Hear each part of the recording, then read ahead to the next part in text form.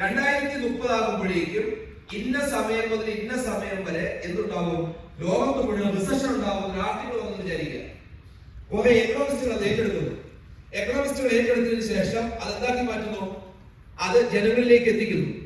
കാരണം മാന്യം ഉണ്ടായാൽ എപ്പോഴും നല്ലതാണ്. എല്ലാത്തിന്റെയും വില കുറയും. മാന്യം ഉണ്ടാകുമ്പോൾ എന്തിന്റെ വില ഹൈ ആകുന്നത്? ഗോൾഡിന്റെ വില ഹൈ ആവും, പലതിന്റെയും വില ഹൈ ആവും, പലതിന്റെയും വില താഴേക്ക് പോകും. കയ്യിൽ പൈസ ഇരിക്കുന്ന ആൾക്കാർക്ക് ആ പൈസ കൃത്യമായിട്ട് ഇൻവെസ്റ്റ് ചെയ്യുവാനുള്ള അവസരമായിട്ട് ഏതുവരും മാന്യം. ആശുപത്രി മാന്യം എന്ന് പറയുന്ന മനുഷ്യൻ ട്രെയിൻ ചെയ്യുന്നു. ഇത് മനസ്സിലാക്കിയിട്ട് നമ്മുടെ ഓർഗനൈസേഷനിൽ മാന്യം വേണോ വേണ്ടോ എന്ന് തീരുമാനിക്കുന്ന ആരാണ്? നമ്മളോരുണ്ട്.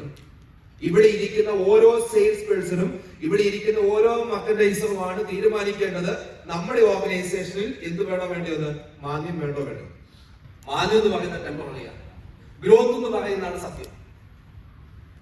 ലോകത്തിന്റെ ഹിസ്റ്ററി മുഴുവൻ എടുത്ത് നോക്കിയോ, അവിടെ ഗ്രോത്ത് എന്ന് പറയുന്നത് മാത്രമാണ് സത്യം.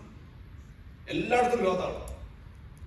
മാന്യം എന്ന് പറയുന്ന സംഭവം അത് വരുന്നു, അത് പോകുന്നു. മനുഷ്യന്മാരത് ക്രിയേറ്റ് ചെയ്തില്ലെങ്കിൽ വരിക പോലും ഇല്ല. കൊറോണ അതേപോലെ നമുക്ക് വലിയ എക്സാമ്പിളാണ്. എല്ലാ എക്സാമ്പിളുകളും ലോകത്തിന്റെ ഹിസ്റ്ററിയിൽ എന്തെല്ലാം കാര്യങ്ങൾ എടുത്ത് നോക്കി അവിടെയൊക്കെ എക്സാമ്പിളാണ്.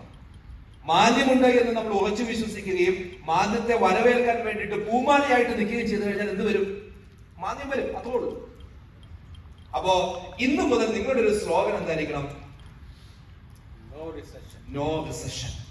Are you ready? Yes.